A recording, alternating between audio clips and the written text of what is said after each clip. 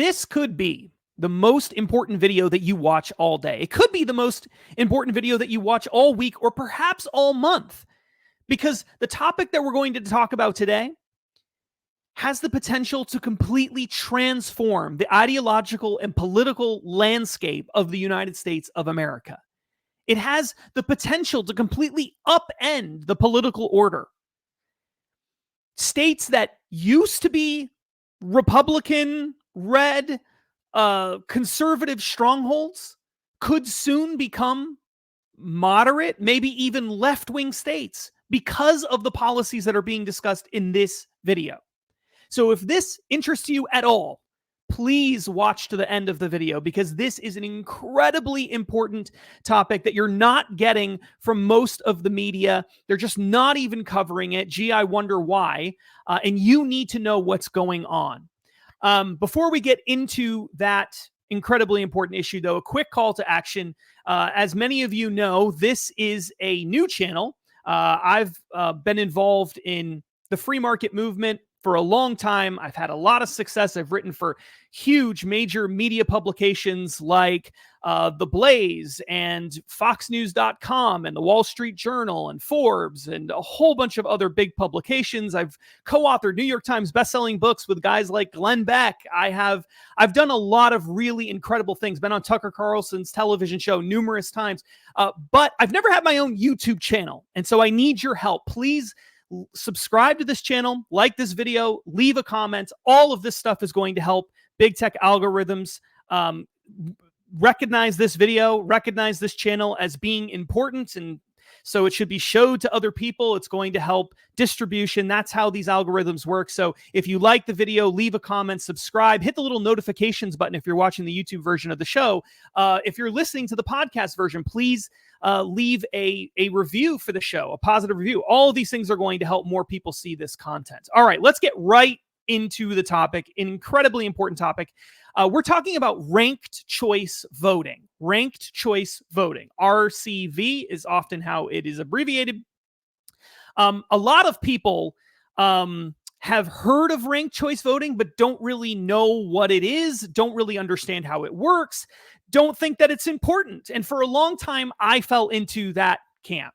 I just didn't really pay a lot of attention to what ranked choice voting is. But now that I've spent a lot of time diving into the details, I realized that ranked choice voting is an exceptionally dangerous proposal. It has the potential, as I said earlier in this episode, to completely transform the ideological and political landscape of the United States. And left-wing activist groups, who are the primary people pushing for this, are deliberately putting it into place, trying to put it into place, using ballot referendums and other things in areas that's going to benefit their side ideologically. I mean, theoretically, ranked choice voting could upend the political order in blue states, but big blue states are not, like, say, New York or California. They're not putting it into place, at least not yet.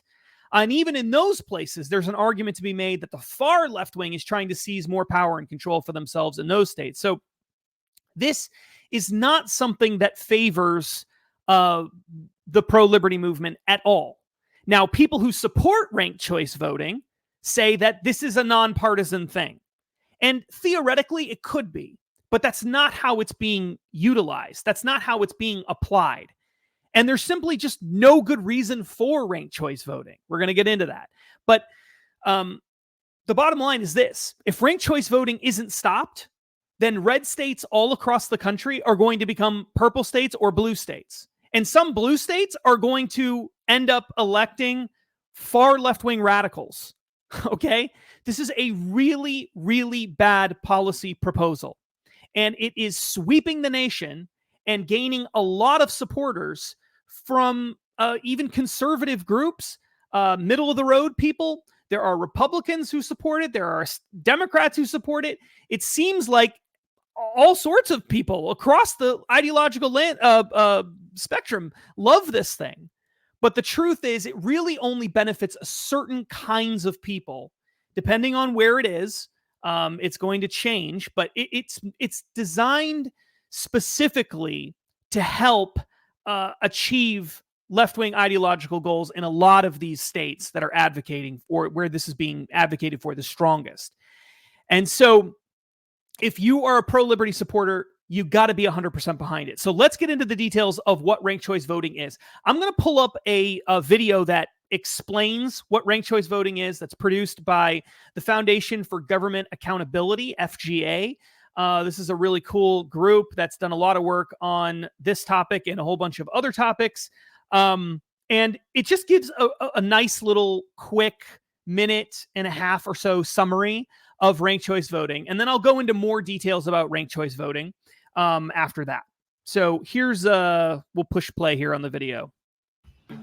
Would you still head to the polls if you knew that your vote was just going to get thrown in the trash?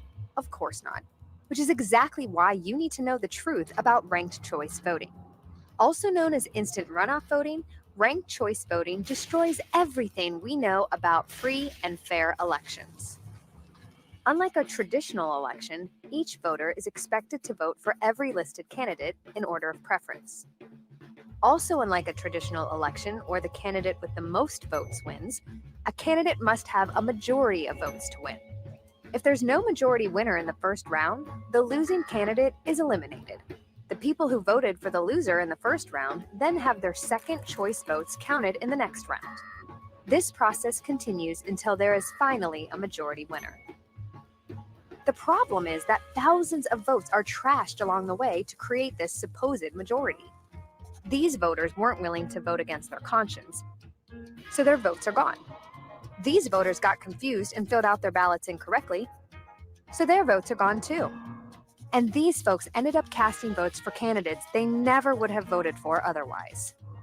The result is that a much smaller manufactured pool of voters ultimately decides the election, to the exclusion of thousands of other voters. Any system that throws out legitimate votes and requires voters to vote against their conscience is problem enough. But ranked choice voting almost always ends in extreme partisan victory for the left. It's a far cry from the ideal that gives every voter a voice and a vote that matters. Okay, I think you've seen enough there. So let's just for a second talk a little bit about ranked choice voting and what it is, because the description that FGA did was really good, but it didn't last a super long time, and so it'd be easy to miss it. So let's go back to this little graph here that they put up. The way ranked choice voting works, I think is illustrated nicely here. Okay, so the way ranked choice voting works is this. You have a bunch of candidates who run for office, right? And if in the normal system, whoever gets the most votes wins. Now that makes a lot of sense, right? A bunch of people run for office. It doesn't matter how many. Different states, you might have limits on it or whatever, but the best candidate ultimately, not the best candidate necessarily wins, but the candidate who gets the most amount of votes wins. So if a candidate gets 45% of the vote, and that's the most votes, that candidate wins. Under ranked choice voting, you don't vote for one candidate. That's not how ranked choice voting operates. What you do instead is you vote for all the candidates by preference. So you rank them by preference. So let's say ranked choice voting was being used in a state where you have in a presidential election. All right. So let's say Georgia has a ranked choice voting system. They don't. And it's Donald Trump, Kamala Harris, and RFK Jr. Those are the three candidates running for president in Georgia. There are no other third-party candidates, let's just say, to make this simple. And they're all running. So if you were under a ranked choice voting system, the way it would work is you would go to the ballot box and you would fill out you would rank those three candidates, Trump, Harris, and RFK Jr. in whatever order you think they should be ranked in. Okay. If any of those three get 50%, more than half the votes, first preference votes, they win the race. All right. That's what this illustration here is showing up on the screen if you're watching the YouTube version of the show. Okay. Candidate E here has gotten over the majority marker, so that candidate wins. But in a lot of races, as people know who follow politics, in a lot of races, close races, or races where you have popular third-party candidates, you don't have anyone get to the 50% mark. That happens all the time in presidential elections in swing states. No one gets 50% of the vote. Okay. Elections are often decided, presidential elections especially, in a situation where no candidate gets 50% of the vote. So what happens under a ranked choice voting system is the losing candidate, so that's the X's on the screen here, the losing candidates, they're the people who voted for those losers, they then are reassigned to their second preference candidate. So, or third preference, depending on how many different candidates you have and stuff like that. But to keep it simple, in our example with Kamala Harris, Donald Trump, and RFK Jr., all of the RFK Jr. people, let's say, let's just say that RFK gets the number third, he's third in first preference votes, which seems highly likely, right? All the people who ranked him number one, they are then no longer assigned to him. He's eliminated from the race, and automatically they're reassigned to either Harris or Trump. Now, how can you so how are those people reapportioned? They're reassigned based on their second preference. So if Donald Trump gets 45% of the vote, Kamala Harris gets 44% of the vote, and RFK Jr. gets 11% of the vote, normally, under a normal system, Trump would win. Under ranked choice voting, the 11% of the vote that went to RFK Jr. would be reassigned. RFK would be eliminated, and the 11% would be reassigned to either Harris or Trump, based on those voters' second preferences. So if the vast majority of the RFK people chose as their second preference Kamala Harris, then the most of those voters would go to Kamala Harris, and Kamala Harris would win. Okay? So even though Kamala Harris did not get the most votes in the election as a first preference from first preference voters, even though she didn't get the most first preference votes, she would still win the election because she was the second choice for more people than Donald Trump among the RFK Jr. voters. So what this all boils down to is losing candidates, the voters who are voting for losing candidates at the bottom of the ballot, not the top two candidates, but all the other candidates. Third-party candidates typically is how that works out, but it doesn't necessarily have to be that way. They effectively vote twice, okay? They effectively get to vote twice, because if you voted for RFK, that was your vote. But RFK lost, he's eliminated, so now you get to vote a second time. You don't have a second election. You just are reassigned based on this model. You get to vote a second time where you're reassigned to either Kamala Harris or Trump, and that's what determines the winner of the election. These third-party voters, in many cases, or these voters who have unpopular candidates that they voted for, they're the ones that get to vote twice, or more than twice, depending on how many rounds of this is going on. Because if you have a lot of candidates, which is the example that's used by FGA in the video, then you might have multiple rounds of voters being reassigned, and you may end up, your third preference may end up being the candidate that wins. But you see the point. The candidates at the who are not getting a lot of votes, their voters are reassigned. I know I'm repeating this over and over and over again, but it is confusing and a lot of people don't understand it. Okay, so what makes this, why would anybody want this? Let's talk about that. Why would anybody want this system where some voters effectively get to vote twice? Why would anybody want that? Well, the stated reason for why this is a good thing is there are several, but the biggest reason is candidates in our current system who are third-party candidates, oftentimes they struggle to get supporters because what Republicans or Democrats will do is say, if you vote for the third party, you're effectively voting for the opposition, right? So if you're a Republican, you tend to lean conservative, or you're not even a Republican, but you just like conservative candidates. Typically, you're a conservative person or you're a libertarian person. You don't want the Democrat to win. If you vote for the third party, like say a Libertarian Party candidate or something, you're helping the Democrat win. That's typically how this whole thing is framed. In a ranked choice voting system, you can vote for your first preference, as even though you know they're not going to win, right? You can vote for the Libertarian Party candidate. And then you get to a second preference vote for the Republican. So when the Libertarian candidate loses, you still get to, your vote isn't thrown in away, right? You still get to vote for the Republican. So you're not giving away your vote. This is how this is often portrayed. So this is a good thing. It's not necessarily a pro-Democrat thing or a pro-Republican thing or whatever. And it doesn't necessarily have to be that. Okay, it doesn't. But the way it's being rolled out is left-wing activist groups are targeting areas, for the most part. There are exceptions to this, which I'll get into, but they're, for the most part, targeting areas where this whole ranked choice voting thing benefits the Democrats because they're not in positions of power, or because there's some weird situation where the Republican is winning elections and they're trying to stop the Republican from winning elections.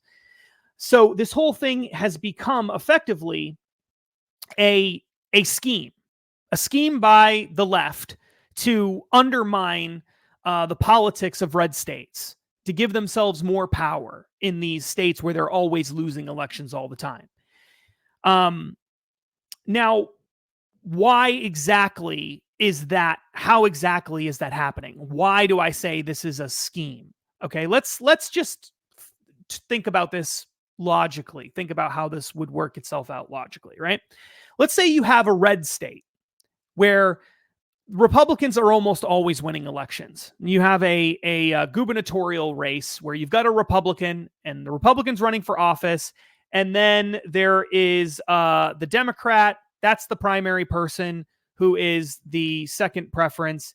And you have these sort of third party independent, Green Party candidates and people like that, libertarians and whatever.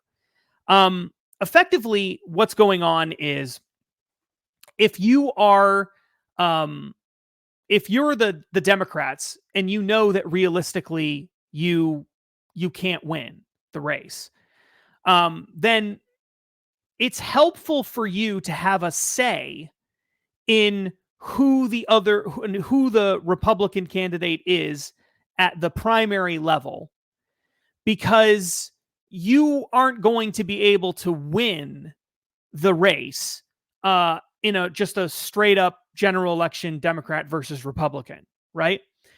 So there are two ways that you could go about using ranked choice voting to help you in this situation. The first is you could get the primary system changed so that you are now able to vote in the primaries, the Republican primary, or you're able to have an open primary type model where anyone can vote in any primary.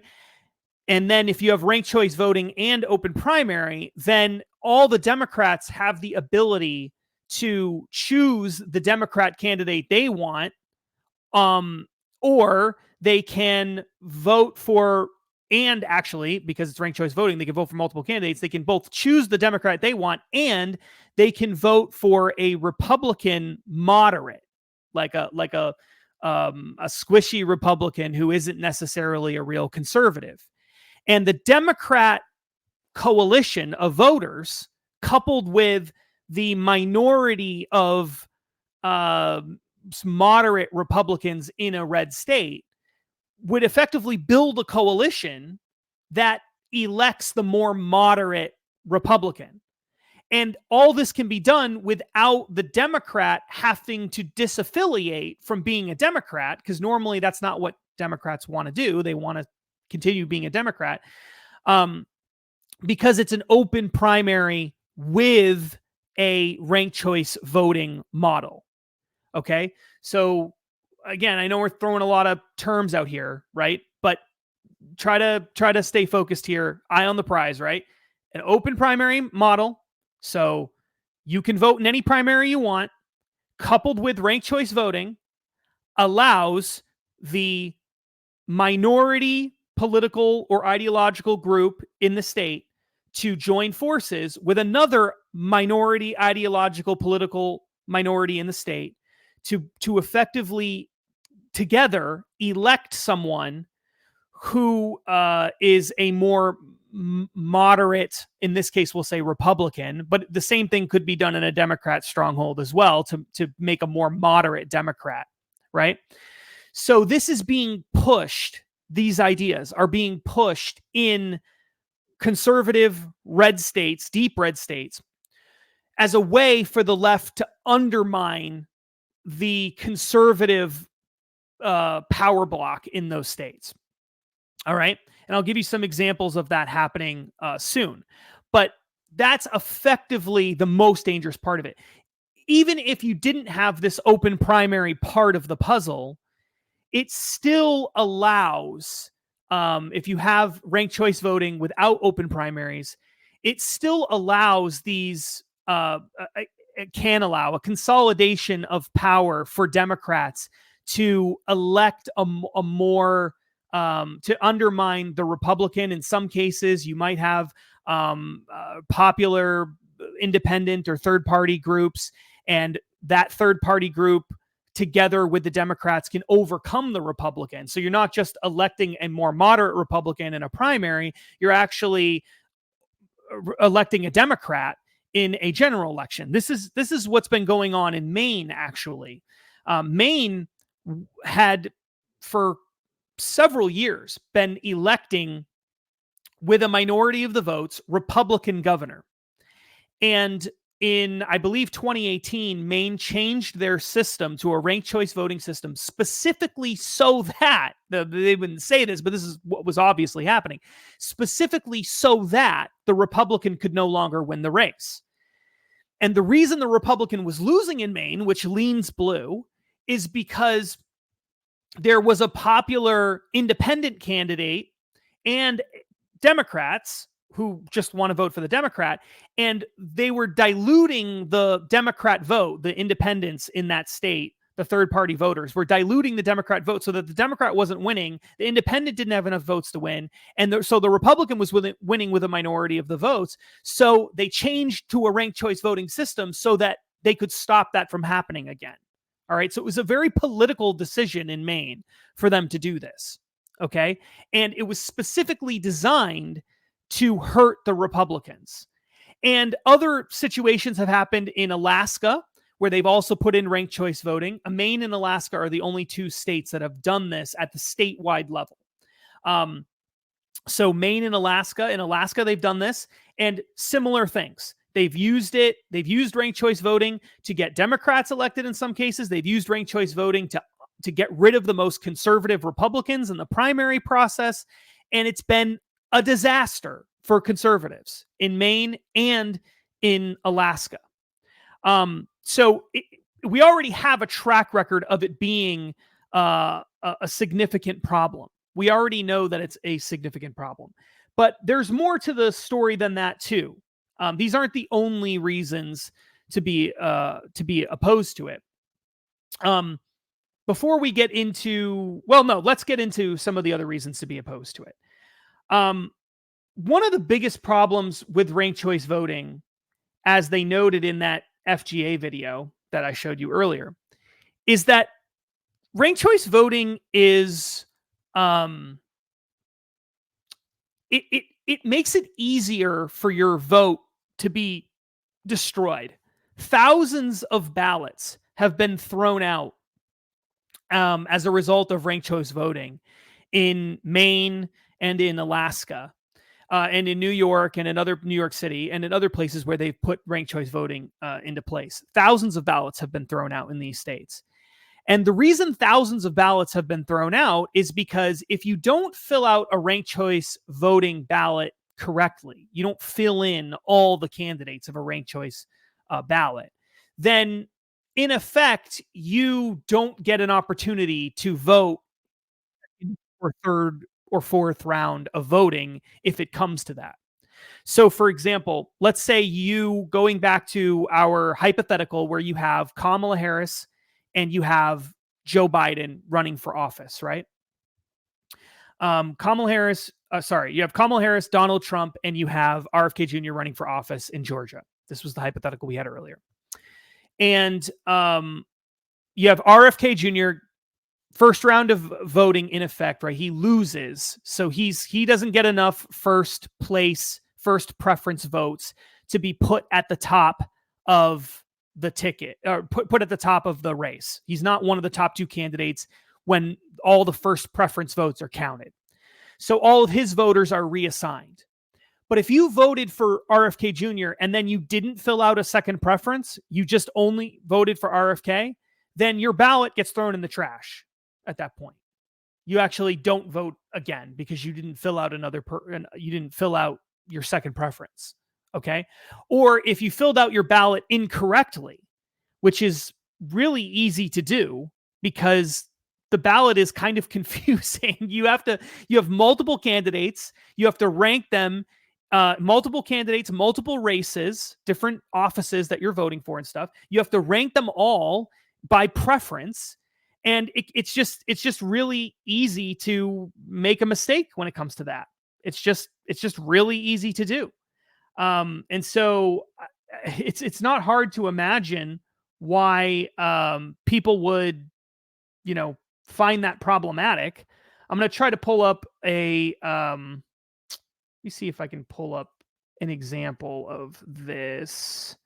That's not the right share. Hold on just 1 second. I'm going to pull up an example of ranked choice voting. Here we go. Okay. So I'm going to show you here. This comes from FGA's website. So take a look at this ballot here on the screen. This is a sort of a hypothetical ranked choice voting ballot. And you can see when you're looking at the ballot here underneath the heading ranked choice voting ballot, instant runoff voting. And you can see you have candidate 1, candidate 2, candidate 3, candidate 4, candidate 5, candidate 6, write-in, and you have all these different little bubbles that you have to fill in, right? Now, just imagine that you are confused. Someone is trying to fill this out. They get confused and they fill in, 2 bubbles here, second and third. They're not really paying attention, or they fill in second and second here, or they fill in first choice and second, or they don't put a first choice ballot accidentally, or fill in a first choice bubble or something.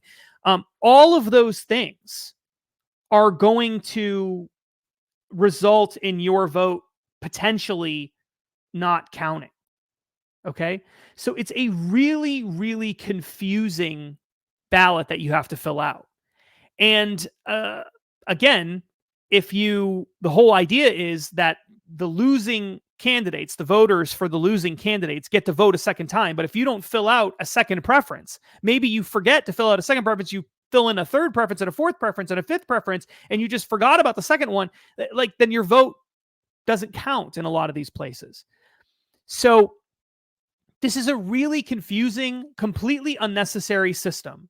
The reason that it's being done is because it can significantly help the left in states where the politics, where it makes sense for them to do it, because the politics fits really nicely with instituting a ranked choice voting, and it undermines enough conservative support that you could end up with a more liberal Republican, or you could end up with a Democrat. So I'll give you one example of this here in a second. They're trying to put ranked choice voting into place in a whole bunch of states across the country, a whole bunch of jurisdictions. One of the states where they're considering it as a ballot initiative for the 2024 election is Idaho. Okay. I'm going to read to you part of an article that was in the Idaho Capital Sun that explains the ballot initiative in Idaho and what it would do. And I think you'll see why this is so damaging to the Republicans. Idaho, of course, is a deep red state, very conservative state. Democrats, liberals, socialists. They don't really have a lot of success in Idaho. And so they're trying to come up with a scheme to undermine the conservative power block in Idaho so that they have more of a greater say in who the Republican is that ultimately wins. Okay. So here's how they would go about doing that. Let me pull that up on the screen here. Here we go. Okay. So this is a summary from the Idaho Capital Sun. If you're interested in finding this article, I'm going to try to remember to put it in the show notes. It's called Move to Ranked Choice Voting Could Cost at Least $25 million to $40 million, Idaho's top election official says, by Clark Corbin, published July 22nd, 2024. All right, so let's scroll down here. This is what the ballot initiative in Idaho would do. Okay. It says here, in Idaho, a ballot initiative is a form of direct democracy. The people vote on whether or not to pass a new law, completely independent of the Idaho legislature. So there's this open primary ballot initiative on November 1st. It's called Proposition 1. So here's what it would do. First, the ballot initiative would replace Idaho's closed party primary elections with a single primary election that all candidates and voters participate in, regardless of party affiliation. Okay, so what that means is normally Democrats can only vote in a Democrat primary, but if this ballot initiative passed, Democrats could now vote for who the Republican candidate is as well. The top 4 candidates who receive the most votes would all advance to the general election, regardless of party affiliation. That means that more than one candidate from the same political party, or even 4 different candidates from the same political party, could advance to the general election. So Democrats and Republicans would both be in the same pool of primary candidates, and you would go and you would vote for the candidates. You would rank them and vote for them based on your preferences. The top 4 candidates who receive the most votes go to the general election. So that means that more than one candidate from the same political party could advance the general election. The open primary ballot initiative would repeal a 2011 law passed by the Idaho legislature that allows political parties to ban all voters who are not formally affiliated with their political party from voting in the primary election. On and on and on. Okay. Second, the ballot initiative would also change Idaho's general election to create a ranked choice voting system. Okay, so I think before I may have misspoke slightly. I'm not sure, based on the wording of this article, whether the ballot initiative in Idaho would create a ranked choice voting system within the primary. It sort of does, because it's not really a ranked choice voting system. It's just the candidate who gets the candidates with the 4 most votes move on to the next round. So that isn't really ranked choice voting, but it's not really the traditional model either. The ranked choice voting part comes in at the general election. So what the ballot initiative would do is, in the first round of voting in the primary, the people who get the top 4 votes would move on to the next round, to the general election, regardless of political affiliation. So Democrats and Republicans voting in the same primary for the same candidates, people who get the top 4 move on to the general election. Then in the general election, it says it would be a ranked choice voting system, which is sometimes called an instant runoff system. Voters would vote for their favorite candidate and have the option of ranking the remaining 3 candidates in order of preference, second choice, third, and fourth. The candidate who receives the fewest votes would be eliminated, and their votes would be transferred to the second choice candidate marked on the ballot. That process would continue until there are 2 candidates remaining, and the candidate with the most votes would be elected the winner. All right. So this is what I warned about earlier. Remember when I talked about the combination of an open primary mixed with a ranked choice voting system. Now, here in Idaho, the proposal is to do it a little bit differently than the system that I described earlier in the video, but it's the same idea. The idea here is you have all voters. All the voters choose a bunch of people to make it to the general election. And then in the general election, you're ranking them based on preferences in a ranked choice voting system. And that gives greater ability for the Democrats and liberals to undermine more conservative candidates. Okay, so let's just think this through, because I know this is confusing, but let's just think through how this might play out in Idaho. So under this model, the closed party primary system, which is the normal traditional system in a lot of states, would be done away with. You would have open primary, all the voters, Republicans and Democrats and independents, they all vote together for the people that they want to make it to the general election. The top 4 candidates make it. So in Idaho, because it's a really conservative state, you will probably have, if you have to have 4 candidates make it to the next round, you'll probably end up with at least a couple of Republicans in the mix, right? You might have 1 Democrat and a couple of Republicans, and maybe a third party candidate, like a Constitution Party or something like that, right? Make it to the general election. So now they're in a general election, and you've got a couple of Republicans on the ticket. Couple of Republicans are on the ballot, along with a Democrat and a Constitution Party person or another third party. So now you rank the candidates in order of your preference.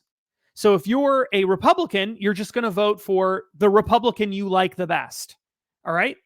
But because there are multiple Republicans, a lot of Republicans, it's going to be hard for either Republican to get a majority of the votes. They're not going to get above that 50% threshold. So remember what we talked about earlier about ranked choice voting. If nobody gets above the 50% threshold, what happens? We now go to an instant runoff where second, third, and fourth preferences decide the winner. So in a case where you have 2 Republicans in a state like Idaho, neither gets more than 50% of the vote, which is highly likely in a situation like that. Second preferences would determine the winner.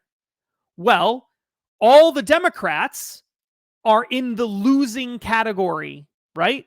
Under this model. They're in the minority. So the Democrat voters, in at least some elections, this is probably how this would work. The Democrat voters who are in the minority, their second preference would decide who the winner is in the general election. Now, if you're a Democrat and you're forced to rank a whole bunch of other Republicans and conservatives as your second preference, who are you likely to pick? You're likely to pick the least conservative person in the group, right? Because you're a Democrat. You're a liberal. You don't want to vote for a conservative candidate. So whoever the most conservative candidate is, even if that's the most popular candidate, you're probably going to vote as your second preference for the less conservative candidate. So now all the Democrat votes in a case where you had a ranked choice voting system where the 2 candidates at the top are both Republicans, which again is likely to happen in a place like Idaho in a lot of elections. In that situation, the Democrats' second preference would be the thing that decides who wins the election ultimately. Okay? Now, that's extremely problematic, obviously. And it could get even worse than that. Imagine you have a really conservative candidate on the ticket, and there's a group of moderate Republicans who really, really, really don't like that conservative candidate. So imagine like the Never Trump crowd within the Republican Party who just will not vote for Trump no matter what, right? They might choose as their second preference the Democrat. Okay, so you might have these moderate Republicans who say, my first choice is the moderate Republican, the, John McCain type, Mitt Romney type Republican. But if that Republican loses, my second choice is not the other Republican, but the Democrat. I'd rather have the Democrat than have the really conservative Republican. So what you could have is a situation where we've seen examples of this has happened, where you have the Democrat coalition, minority coalition in a red state, mixed with a moderate Republican group. So you have the two together, they form a coalition, these two groups, the Democrats and the moderate Republicans, forming a voting coalition in effect that ends up with a Democrat being elected in a deep red state where normally a Democrat would never win.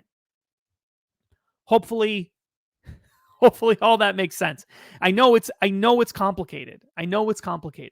But it is incredibly important to understand. It's incredibly important to understand because we're talking about transforming our entire system. We're talking about completely transforming the power dynamics of states. It's happened in Maine. Democrats used ranked choice voting in Maine to solidify their power. Democrats used ranked choice voting in Alaska to undermine the power of the conservative bloc there. Now they're trying to put it into place in places like Idaho and in other jurisdictions. 60 jurisdictions already exist in America, but they're trying to do it in Idaho in the upcoming election. Why? Because they want to undermine the really strong conservative majority that exists in Idaho. This gives Democrats greater political power when they're in the minority. Now, theoretically, again, this could help Republicans in the right situation. But in a lot of places, this is being done to undermine the power of conservatives and Republicans. It's not being done to undermine the Democrat Party. Now, interestingly, there are exceptions to that. Okay? There are some exceptions to that. And I want to talk a little bit about why that might be the case. Okay? And it is a little bit strange in some ways that this is what's going on. In Oregon, in the state of Oregon, which is obviously a blue state, in the state of Oregon, they are going to also consider a ballot referendum in November 2024 that will potentially move that state into a ranked choice voting state as well. So the question is, why exactly are they doing this in Oregon? Okay, here's the article. I pulled it up on the screen here. Expanding ranked choice voting statewide in Oregon will be on the November ballot. As the November election approaches, advocates for expanding ranked choice voting are urging people to vote yes on Oregon Measure 117. This is from KATU 2 it's an ABC affiliate in Portland. If approved, the statewide measure would give voters the option to rank candidates in order of preference for elections to federal and state offices. This includes the president, members of Congress, the governor, secretary of state, and the attorney general. It would not affect state legislative elections, which would continue to use the one person, one vote method. Now that is a gigantic red flag right there. Why wouldn't it affect the state legislative elections? Well, because the state legislature is dominated by Democrats, and the Democrats don't want it to be used to undermine them in that way, right? That's why. 3 local jurisdictions have already adopted ranked choice voting: Benton County, Multnomah County, and Portland. Benton County voters approved ranked choice voting in 2016. Portland's going to use it for the first time this year.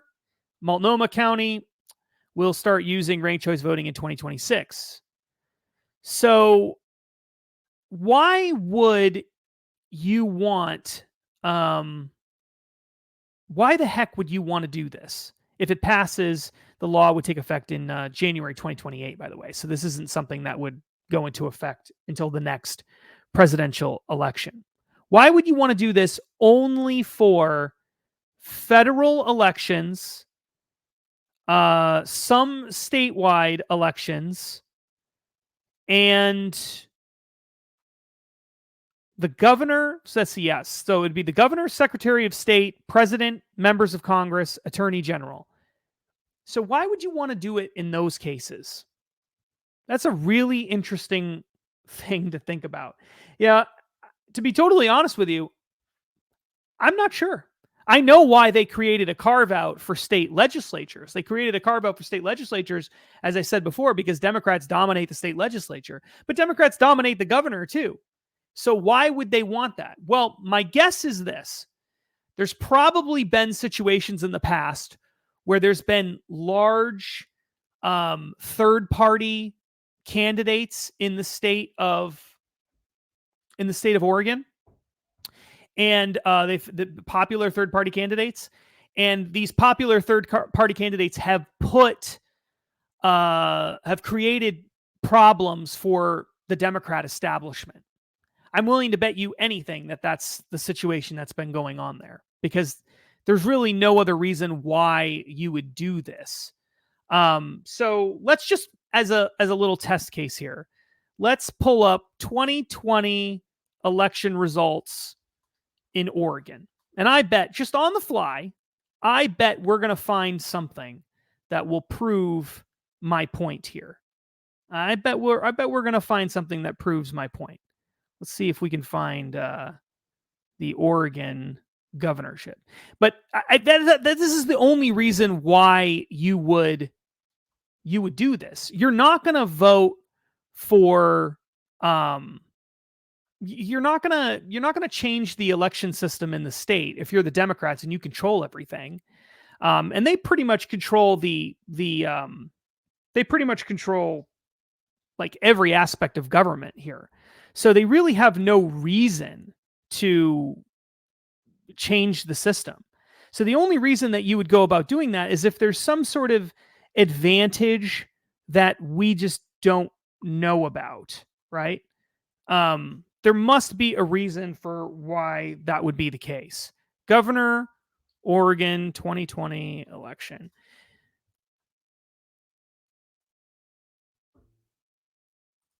Oh, it was in 2022. That's why it's not coming up. Aha! I was right. See? I knew it. Okay, let me find the ability to pull it up on the screen here. I know this is not the most organized way of doing the show. I get it. But I'm right, and you have to see it, because this is just exactly what I said would be the case. Okay, so let me pull up on the screen here. So in Oregon in 2022, they had a gubernatorial election. So they do it in midterm years here. Okay, Tina Kotek, Democrat, won the race for Oregon governor. All right, and she won with 47% of the vote. And the Republican, Christine Drazen, lost with 43.6% of the vote. But I remember this race. This race was thought of as being much closer than what this end result was. And remember, 2022 was supposed to be the red wave, and Democrats were terrified in some of these states, terrified that that Republicans were going to win this gubernatorial race. I remember this now. Christine Drazen was considered a very, very competitive candidate, was likely to win. They had a third-party candidate here named Betsy Johnson. She got 8.6% of the vote. Now, Betsy Johnson is a left-wing person, a left-leaning third-party candidate. So most of the people voting for Betsy Johnson are not conservatives. They are Democrats who just don't like the mainstream Democrat, right? So under a ranked choice voting system in Oregon, if they had that in place, this is what would have happened. I mean, Tina Kotek still would have ended up winning, but this is what would have happened, right? Betsy Johnson's votes would have been eliminated. She would have been eliminated as a candidate. Her 168,431 votes would have been reassigned to Christine Drazen and Tina Kotek based on second preferences. Okay? Second or third or fourth preferences or whatever. But it would be based on their second and third and fourth preferences. And they would be reassigned to one of these top two candidates. Because Betsy Johnson was a left-leaning candidate, most of her voters would be left-leaning, and they would be reassigned most likely to Tina Kotek, and therefore Tina Kotek would have easily won the race, even more so than she did in this case. So clearly, this race scared some folks on the left in Oregon into believing that they should do this. Okay, that's the reason why this happened. That's the reason why this happened.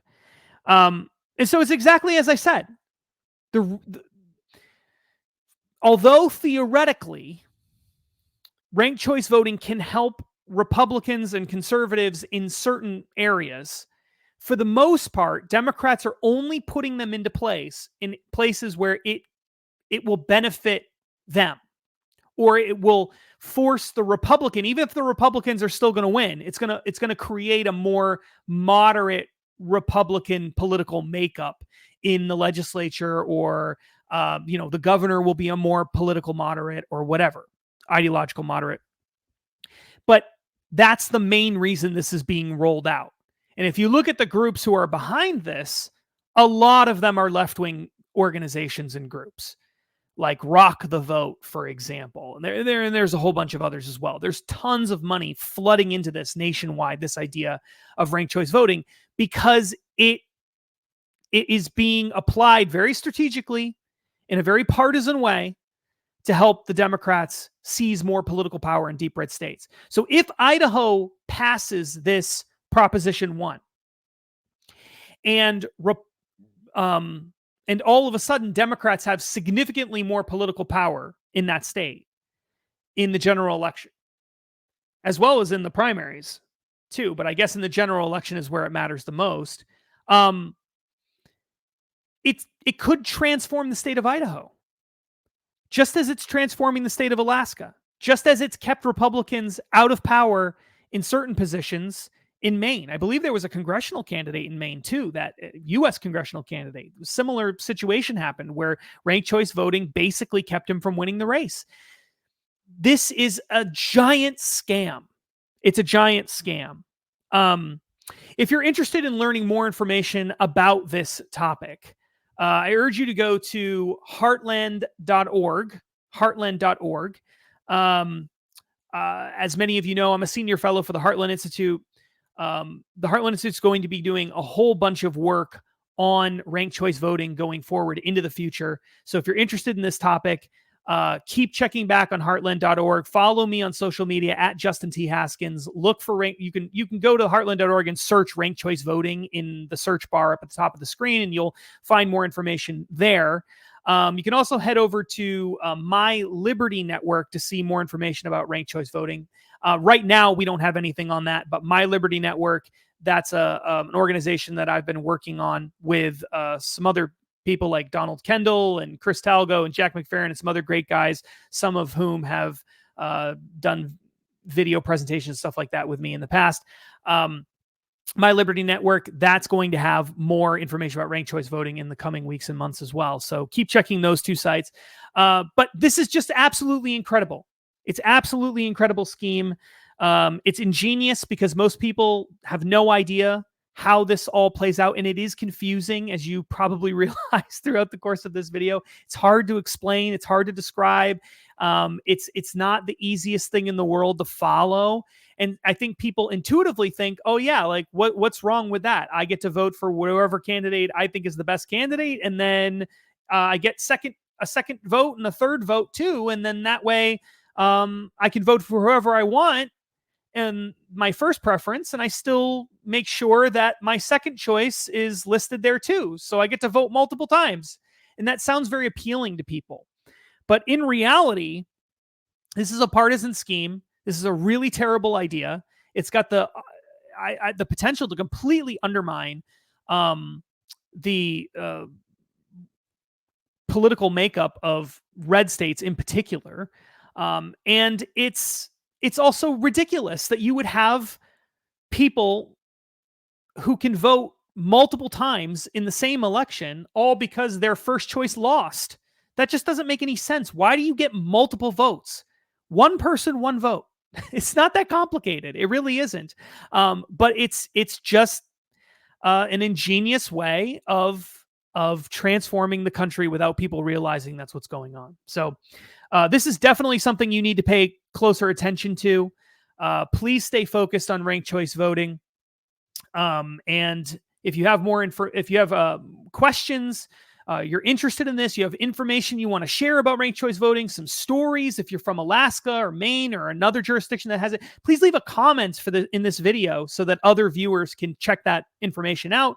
Let's share information as widely as possible with as many people as possible in order to stop ranked choice voting from becoming a disastrous reality. All right. Until next time, my name is Justin Haskins. Thank you for joining. Take care, and please, whatever you do, stay free.